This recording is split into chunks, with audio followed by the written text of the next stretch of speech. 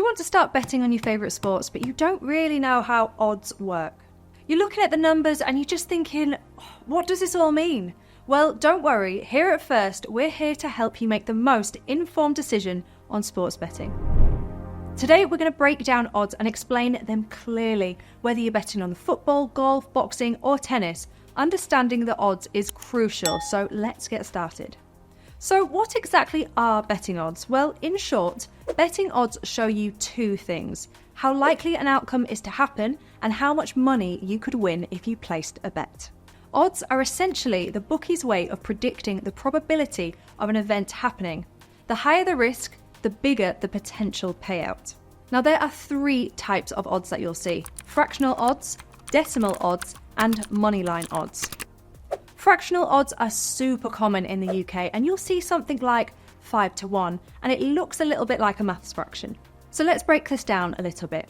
If you see odds of 5-1, for every pound you bet, you would win £5.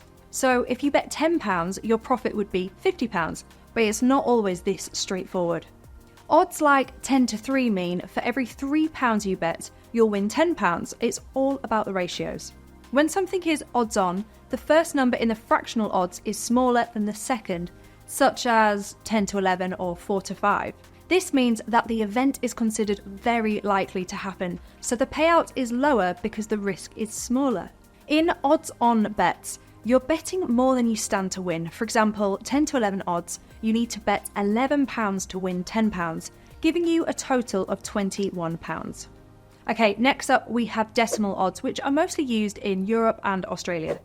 Some people find decimal odds easier to understand because they represent the total return, including your stake. Let's say you're betting with decimal odds of 2.50. For every pound you bet, you'll get back £2.50 in total, which includes your original £1 stake. So if you bet £10, you'd get back £25.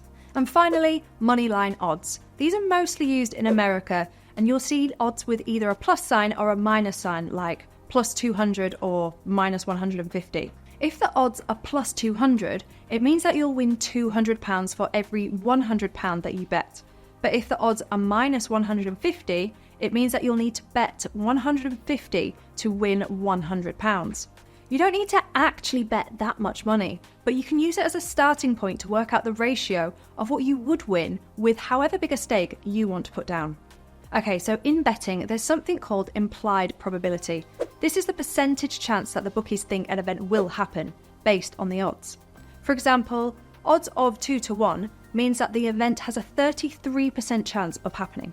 If the odds are shorter, like 1-2, the implied probability is much higher. In this case, it would be 66%, and it helps you see how likely or unlikely the bet is to happen. Let's say you bet £10 on a football match, and the odds are 4-1. To work out your potential winnings, you'd multiply your bet by the odds. So £10 multiplied by 4 equals £40. If your team wins, you'd get £40 profit. You still with me? Now that you know how odds work, it's time to dive into long odds and short odds. Longer odds like 10-1 give you a bigger payout, but are predicted less likely to happen. And shorter odds like 2-1 are safer, but give you smaller returns.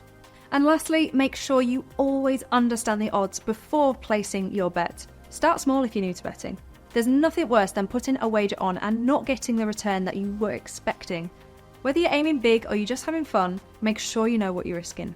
Make sure you stay up to date with us here at First, and head over to our site first.com, and our experts can guide you to all the best sports betting sites.